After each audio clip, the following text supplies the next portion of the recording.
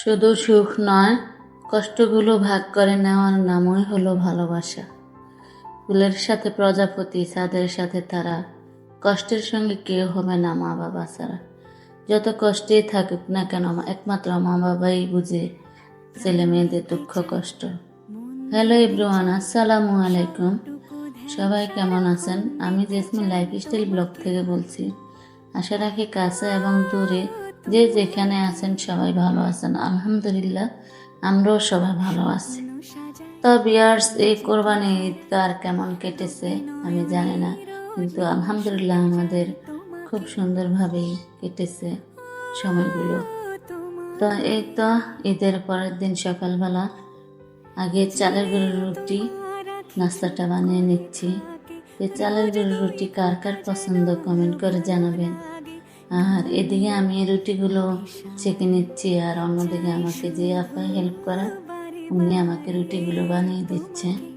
তো চালের গুঁড়োর রুটি দিয়ে কোরবানির মাংস দিয়ে খেতে কিন্তু অনেক মজা হয়, খেতে অনেক ভালো লাগে। তাই প্রত্যেক বছরে হয়তো ঈদের দিন বানায়, না হলে ঈদের পরের দিন। তো এই তারিখে ঈদের দিন সময় পাই না বানানোর জন্য, সেই জন্য ঈদের পরের দিন সকালবেলা বানাচ্ছি। আপা আমাকে রুটি বানিয়ে দিচ্ছে, আমি একটু ভিডিও করে নিলাম। তো চালের গুঁড়োর রুটিটা বেশিরভাগই কোরবানিতে খাওয়া হয়, আর এছাড়া এইভাবে কোনো বানানো হয় না। ঈদের দিন এত ব্যস্ত ছিলাম যে একটু ভিডিও করতে পারে নাই। যে গরু জবাই করেছে, মাংস এনেছে, ভাগ করেছি, এগুলো কিছুই করে নাই, রান্না করেছি। ঈদের দিন অনেক ব্যস্ত ছিলাম। ঈদের দিন তো ভিডিও করার সময় পাই না, তাই ঈদের দিনে যে মাংস কাটাকুটি করা, ভাত করা, এগুলো আর শেয়ার করতে পারি নাই। তো এটা ঈদের পরের দিন সকালে এই যে রান্না করেছি বড় এক পাতিল দিয়ে।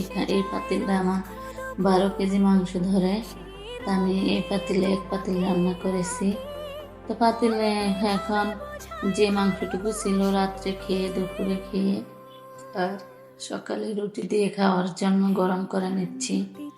তো এই যে, আর ঈদের দিনের মাংসটা এত মজা হয়েছে, এত টেস্ট হয়েছে, খেতে খুবই ভালো লেগেছে। এটা এখন ভালো করে গরম করে নিচ্ছি, একদম ঝোলটা শুকিয়ে নেব। তো এই মাংস দিয়ে চালের গুঁড়োর রুটি দিয়ে খেতে মজা হয়, তাই। আর এই যে রুটিগুলো ফুলকো ফুলকো করে ভেজে নিচ্ছি। তা আমার রুটি ভাজা শেষ হয়ে এসেছে, আর গরুর মাংসটাও গরম করে নিয়েছি। আর এখন আমি টেবিলে খাবার দিয়ে দেব, নাস্তাটা রেডি করে দেব।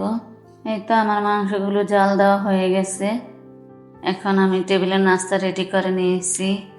তো এই যে সবার জন্য আলাদা আলাদা করে মাংস বাটিতে বেড়ে নিয়েছি, আর সবাইকে রুটি দিয়ে দিচ্ছি।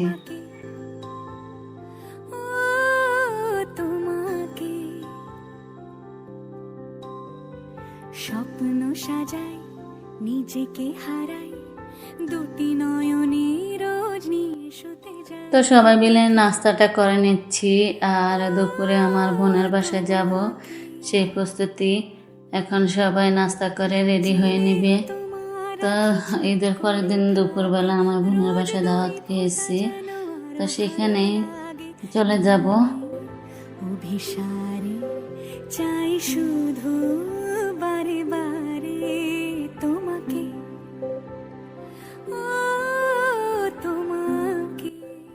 তো সবাই মিলে নাস্তাটা করে নিয়েছি, আর দুপুরে চলে গেলাম আমার বোনের বাসায়।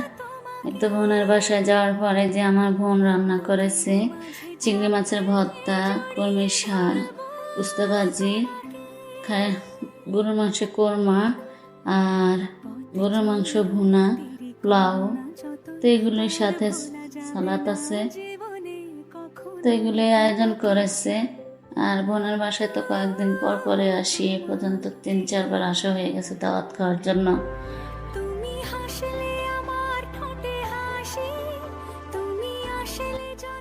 তবে আর তো এখন দুপুরে খাওয়া দাওয়া খেয়ে নেব। তো আমার ভিডিওটি যদি ভালো লাগে তাহলে লাইক, কমেন্ট, শেয়ার করবেন এবং সাবস্ক্রাইব করে আমার পাশে থাকবেন। আপনাদের একটি লাইক, কমেন্ট করা আমার ভিডিও করার উৎসাহ বাড়িয়ে দেয়। তো সবাই ভালো থাকবেন, সুস্থ থাকবেন। আল্লাহ হাফেজ।